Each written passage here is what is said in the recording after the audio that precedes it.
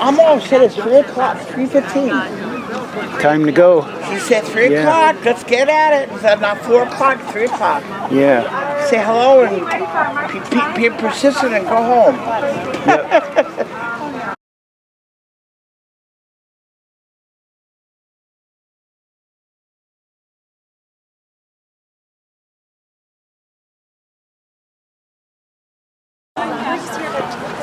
Okay, 3 o'clock, guys. 3 o'clock. Yeah, we're going down to the water.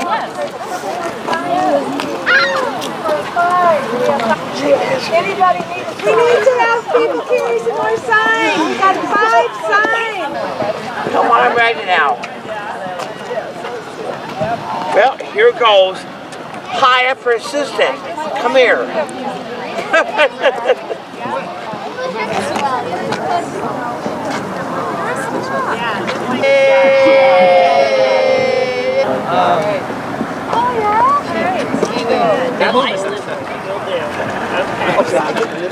Yeah, you gotta get there. Okay.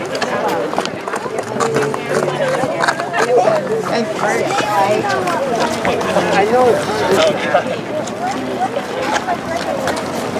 We'll go around and come back again? Yeah. One more thing. If you see traffic, please stop.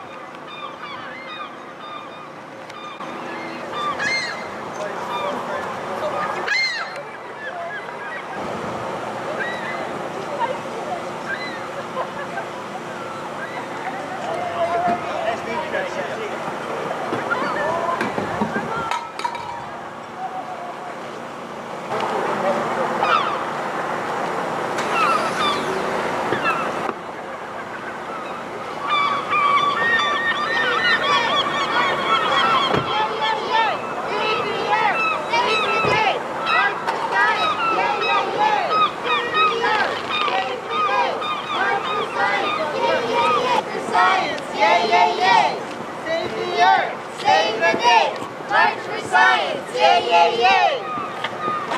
Woo! I think we're home. We're home.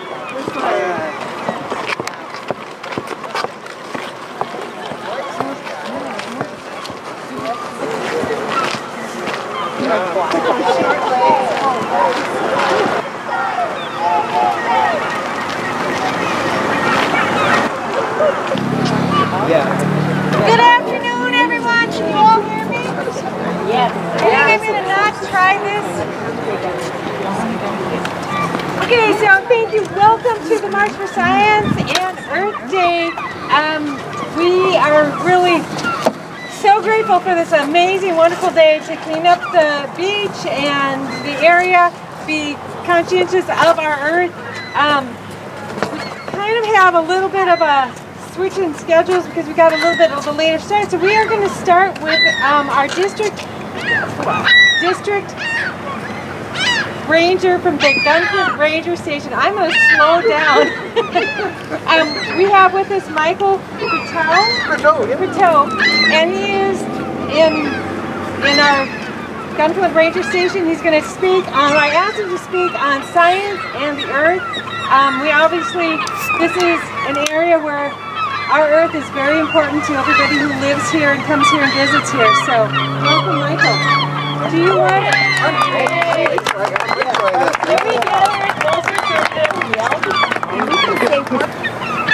So like Roberta said, I'm the district ranger on the Gunflint Ranger District, part of the Superior National Forest, and got 5 ranger districts across the forest, and it's such a pleasure to be here in Grand Marais. What a beautiful area, isn't it? Yeah. Just with we came from South Central Oregon, but my wife and I grew up in Minnesota, so it's kind of a coming home. We were in the high desert of Oregon, just hot and dry and no water around, and I said, we got to get back where there's water and closer to family. So here we are. Been here 6 months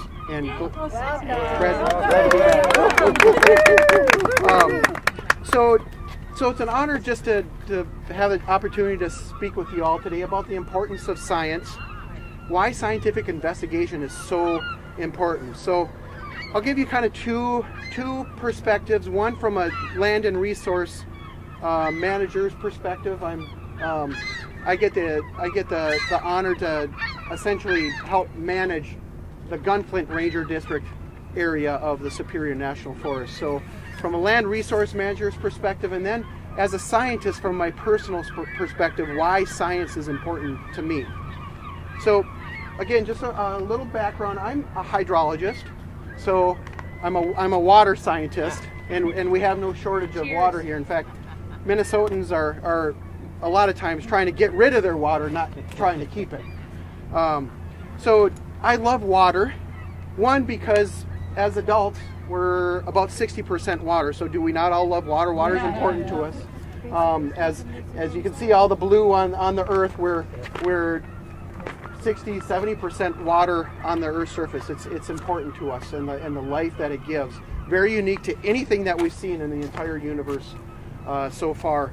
And it comes in all forms. The white, of course, the frozen ends of the earth, and now we're getting rid of the frozen ends, and it feels so good to be part of the warmth, and now the possibility of enjoying the water, which gets to my second point. My love for water is I'm a river rat. I'm a paddling nut, and so I love being on the water, and what helps us do that safely, effectively, and efficiently is a paddle, a boat, and a personal flotation device, right? Yeah. And what brought us those things? Science, right? Yeah. And a little bit of engineering. Yeah. And then kind of the third thing is what kind of one of the reasons why I chose to go into hydrology. And this kind of summarizes it. One of the world's foremost fluvial geomorphologists, essentially someone who studies waters and the movement and the sediments. His name was Luna Leopold, who's the son of Aldo Leopold, who some of you Sand Colony Almanac. But he wrote this about water. Water is the most critical resource issue of our lifetime and our children's lifetime. The health of our waters is the principal measure of how we live on the land. And so with water being so important, I was like, gosh, I love science, and I love the aspect of studying things, and I love water, so I'll go into hydrology. So that kind of spurred me into this just the love of water and understanding it and how we need it so much and why it's important. So science, what is science? The root comes from the Latin word scientia, which means knowledge. And this little fancy explanation of what science is, it says it's a systematic enterprise that builds and organizes knowledge in the form of testable explanations and predictions about the universe. So science has helped us, obviously, in many, many ways, a myriad of ways, infinite number of ways through our lives, and helps us understand our own bodies, and disease, causes for disease, cures for disease, how we can live healthier and happier lives. But science has also helped us gain knowledge about the things around us, from the tiniest units of matter, being an atom, to some of the largest things that we've seen even beyond our own planet, like some of the suns and some of the stars up there in the universe that we've been able to see. And I just want to share with you, just to inspire you just a little bit. If you haven't studied stars much, there's one that is always kind of fascinated me. It's about 4,000 light years from here. It's called Canis Majoris, and let me tell you about Canis Majoris. It is so large that you could fit 7 quadrillion Earths inside of Canis Majoris. Oh. Wow. And if you don't know what quadrillion is, it's a 7 quadrillion is a 7 with 15 zeros after it. It's 1,000 trillions. And so you take that. Another perspective is if Earth were a golf ball, the diameter of Canis Majoris would be as high as Mount Everest. So almost 30,000 feet. If Earth was just this big, its diameter would be 30,000 feet above sea level. It's just mind-boggling. So here's another with the 7 quadrillion. If Earth was a golf ball, you could cover the entire state of Minnesota in golf balls. hold on, 5 feet deep. And I mean, things, and science brought us this. Yeah. That's how, so amazing how science brings us the coolest things, and that's what I love about science. I saw science. Well, we love science, and it's cool, isn't it? Yes! It's phenomenal. So let me bring you back down to earth, since I'm a land and resource manager. I get excited, and I am a hydrologist, and there's water nowhere else.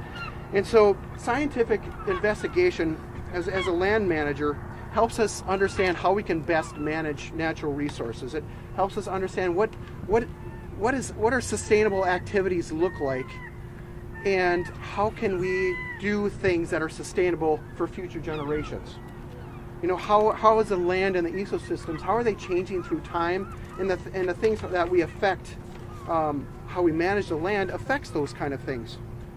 And science shows us that what the ecosystems provide us, not only providing other benefits to the ecosystem themselves and the land itself, but there are many ecosystem services that provide us humanoids with things, everything from provisioning services such as food, production of clean water, wood products, these things that we're able to get off the land, being able to manage those things sustainably, regulating type of services, whether it's control of climate, control of flooding, storing carbon, supporting services such as nutrient cycles and crop pollination, and then cultural resources, the spiritual and the recreation benefits that the land provides, as well as the aesthetics.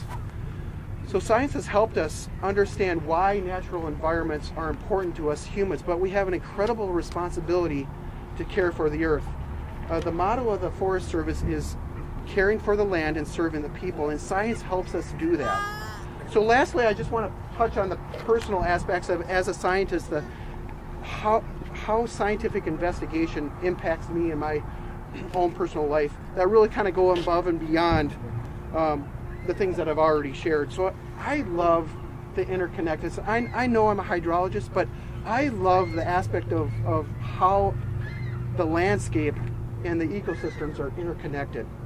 The order that I'm finding out there, all the way from the forest foundations, which is the geology and the soils and the water and the climatic conditions that brought us where we are today, but also just the ecosystems and how they thrive on the land. It's just so interesting and fascinating, and it always keeps me asking questions. And the discoveries that I've made and still continue to be made, I just stand in awe. It's just so cool, and I love it. And it's always full of surprises. And guess what? I feel that we're never going to be able to exhaust our need for finding out answers to those questions. Science is going to, a need for science and understanding our natural world and the universe is going to go as long as we're on this earth.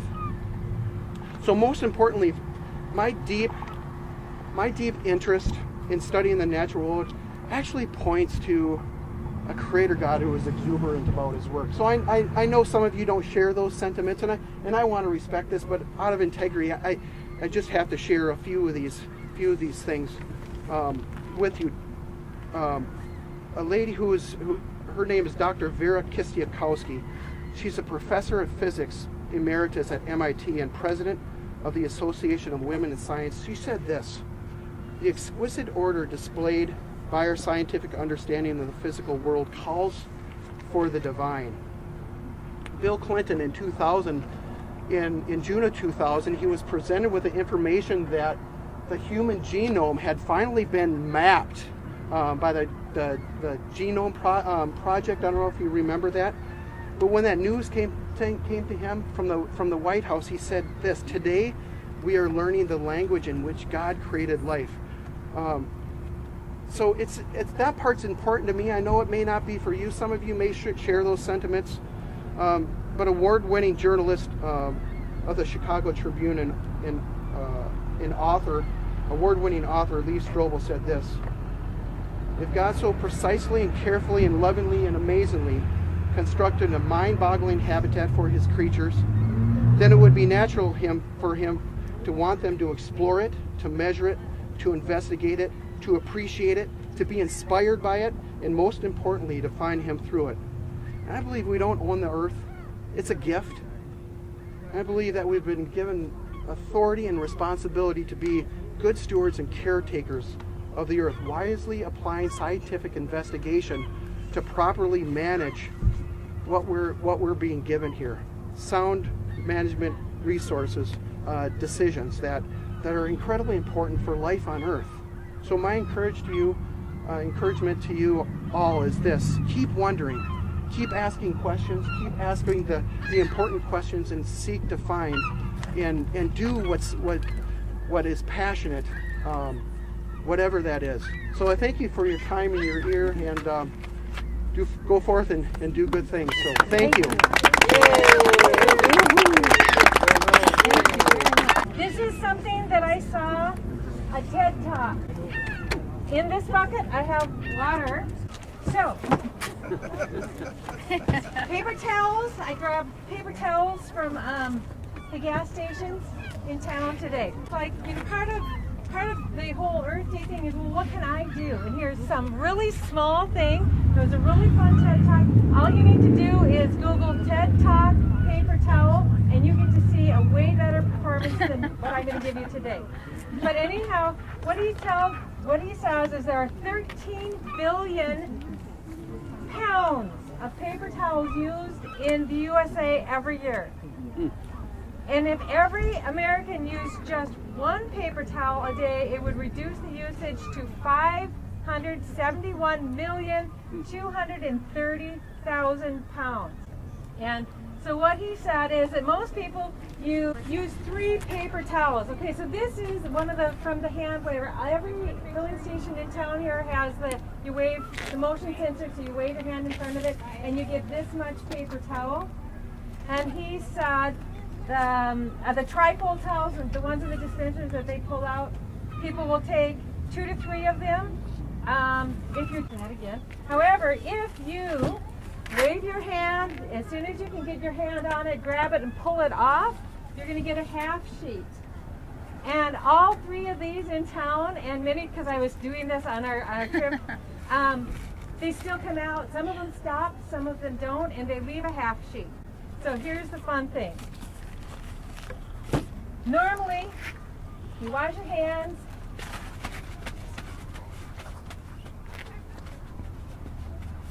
and I still have wet hands, right?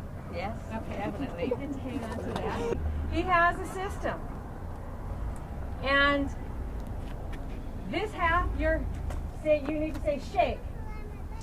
Shake. A little bit louder. Shake. And you guys, fold. Fold. A little bit louder. Fold. All right, shake. Shake. Fold. Okay, so, all right. Shake, shake, shake, shake, shake, shake, shake, shake, shake, shake, shake, shake. One too many. Okay, and then fold. Fold. Okay, the fold is, no, you only fold once. Only once. Fold once. Fold once. And the fold is that, and here's the word that I'm going to, interstitial, which basically is a science word. It is. When you fold it, you are basically helping the towel to spin the water. And your hands are basically drier than with that full towel. So anyhow, what can you do? What is paper made from? Trees. What do we all love up here? Trees. Water, trees. But it's just one of those little things that we all can do to help. Okay? So, with that being said, that's going to be the end of my fun. Shake, shake, shake. Shake, shake, shake. Shake, shake, shake. Shake, shake, shake. Shake, shake, shake. Nordic Nature Group.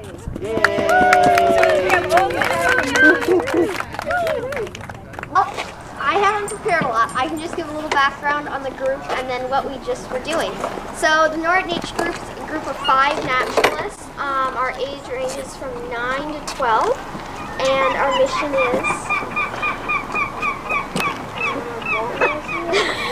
Start. To help nature in good ways and take care of the earth. I still think it's redundant. We've done a lot of projects, including tree planting, just going on hikes, but our main project's been helping the city tackle climate change at the local level. We gave them a Youth Climate Inheritance Resolution, which they've passed, and they're right now working on creating the Climate Action Plan, which is going to help them reduce their carbon emissions very significantly.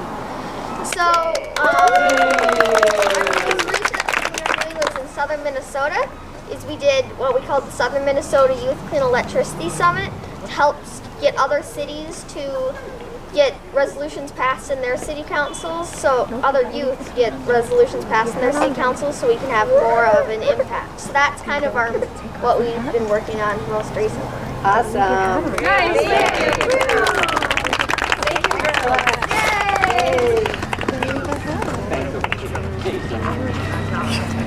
Okay. Chad Banesh? No? Okay. So, our next speaker is Tess Dornfeld. Tess has a BA in Human Ecology from Carleton College, and she's working on her MA in Global Environmental Policy at the American University in Washington, D.C. She'll be doing that soon. She has also been the program leader with Rustic Pathways in Cambodia and Laos, and that was in 2010. 2011, she was a field research assistant with Bioko Biodiversity Protection Program in the Equatorial Guinea. Guinea. Okay. And she's an organizer, in 2012 was an organizer with the Minnesota United for All Families in northeastern Minnesota.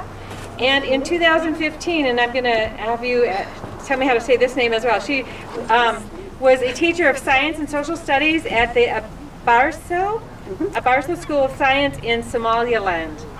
So, Tess is going to be leaving pretty soon for Washington, D.C., so we're really honored to have her here and speak to us.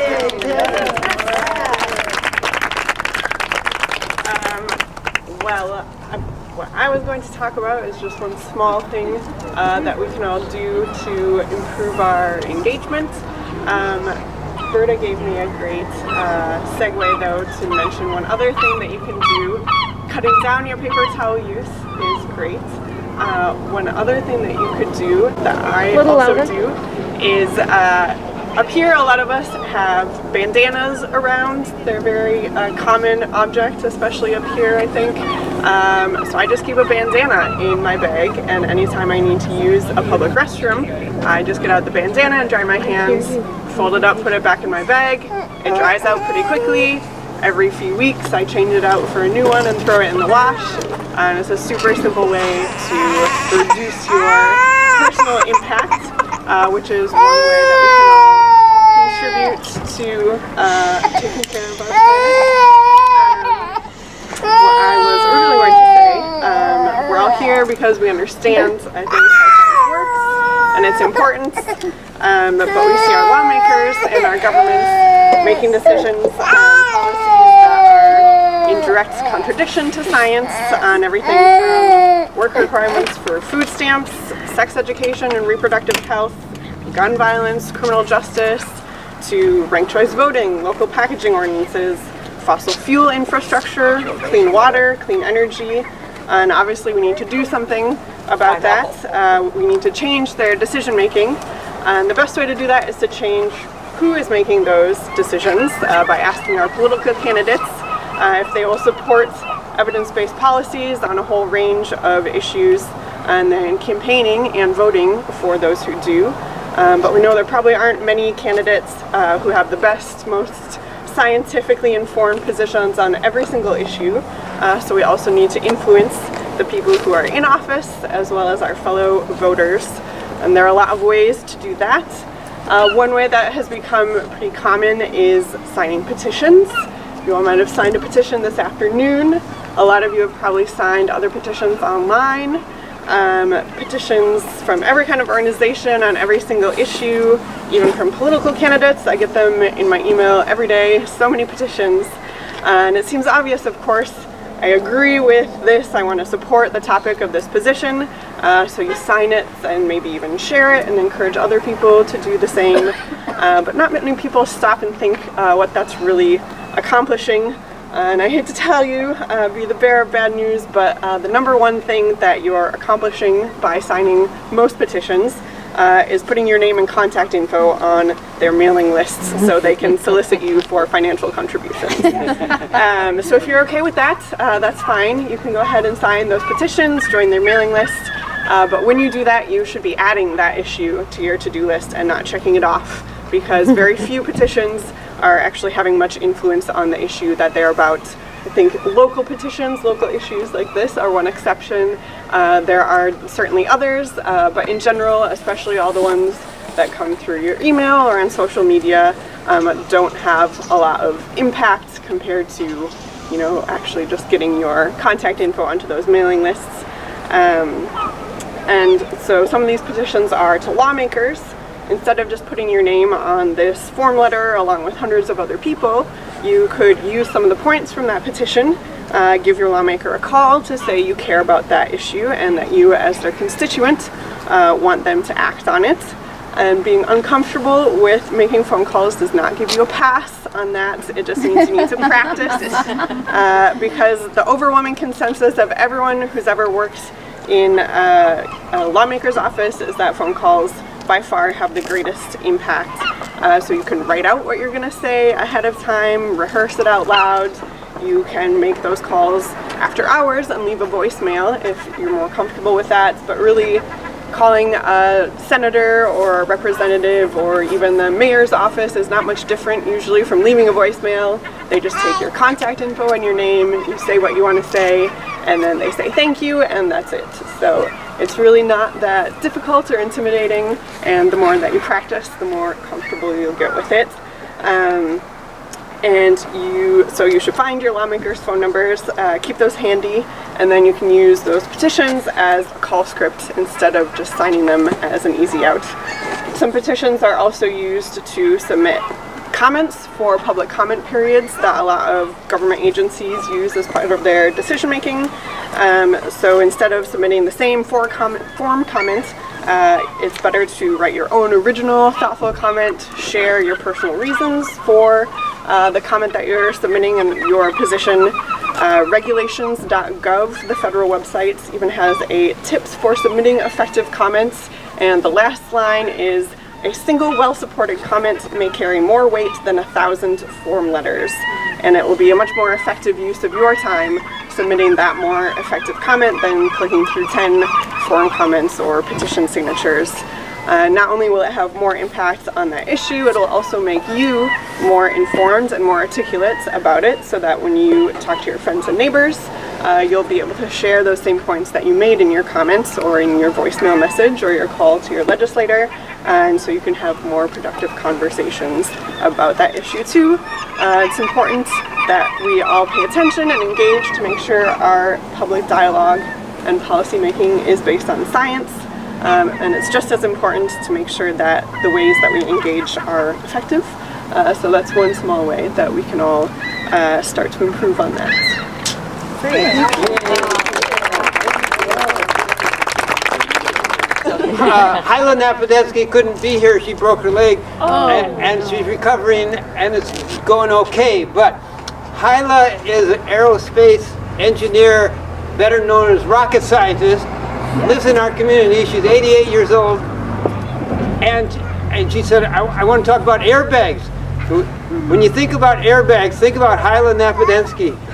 She's the one that invented, I don't know, how much explosive to put in that airbag so it gets just the right amount of airbag explosion. Too much is not good. Not enough is not good. And she figured out scientifically how much explosive has to go into an airbag. So when you think airbag, think Hyla Napodetsky. And in that vein, I just want to celebrate our community members who practice science, and we value the biologists, the nurses, the engineers, the foresters, the physicians, the computer scientists, the teachers, the students, and so many others that contribute to our economy, our health, and our well-being. stand together to celebrate science. And just one little quick word about our petition. As Tess so well said, sometimes local petitions can do good. This is going to go directly to our county commissioner to say Minnesota DNR has a proposal to put an OHV, off-highway vehicle route through Cook County. It got defeated in 5 other counties in Minnesota, and they said, well, let's try Cook County. And we just want our county commissioners to reject the idea of putting that through Cook County.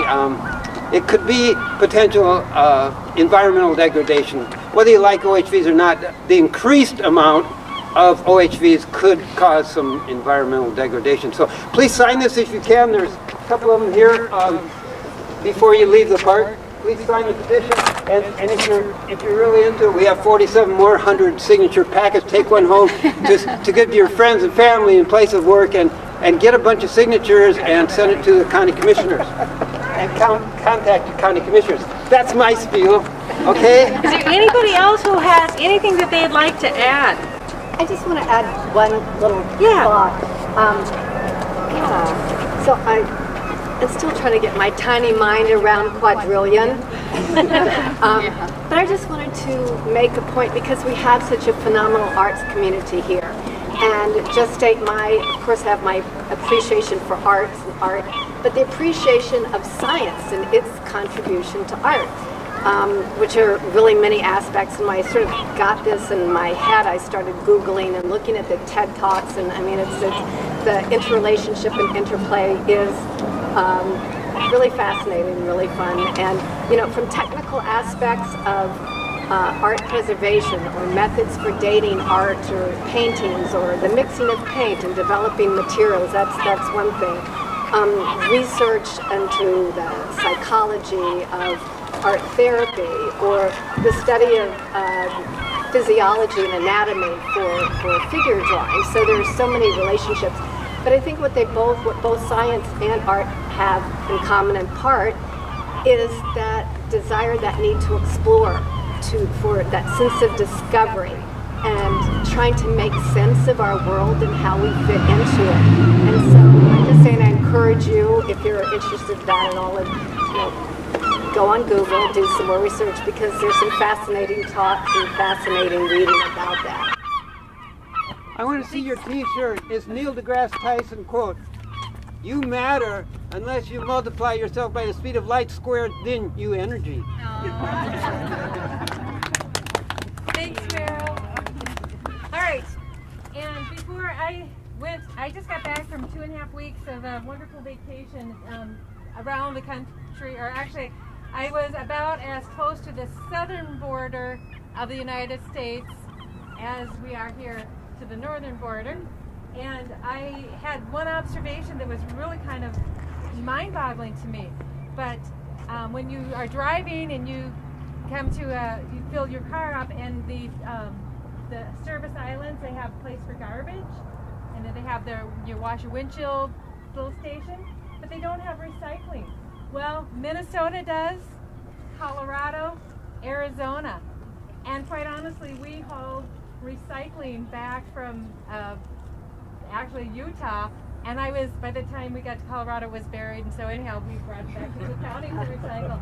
But I was really quite surprised about that. My sign, it says sink or science. So on the sink or swim sort of analogy, SINK stands for steadfast ignoring and negating of knowledge. And we all sink with science deniers, or we swim with science supporters. And science is a systematic, comprehensive investigation for empirical knowledge, nature, and climate and environment. So anyhow, that was kind of my, what is the science? So there. I'm going to just tell you a couple last things. One of the things is I don't recall if this was when we were on vacation or if it was just before we left, but we heard about this, and I Googled this morning. I have competition from The Guardian, and it is on plastic bottles. And so there's and this came out Monday, April 16th, 2018, so about a week ago. Scientists have created a mutant enzyme that breaks down plastic drink bottles by accident. The breakthrough could help solve the global plastic pollution crisis by enabling for the first time the full recycling of bottles. A new research was spurred by the discovery in 2016 of the first bacterium that had naturally evolved to eat plastic at a waste dump in Japan. Scientists now have revealed the detailed structure of the crucial enzyme. It's produced by a bug. I think a little divine intervention there. About 1 million plastic bottles are sold each minute around the globe, and only about 14% are recycled. And then they also went on to say that those recycling is not a full recycling. A lot of it is in carpets and fabrics, other things. And then I want to leave you with one of my favorite quotes. It's actually a Native American proverb kind of based on ecology. It is, "We do not inherit this land from our ancestors. We borrow it from our children." Thank you, everybody.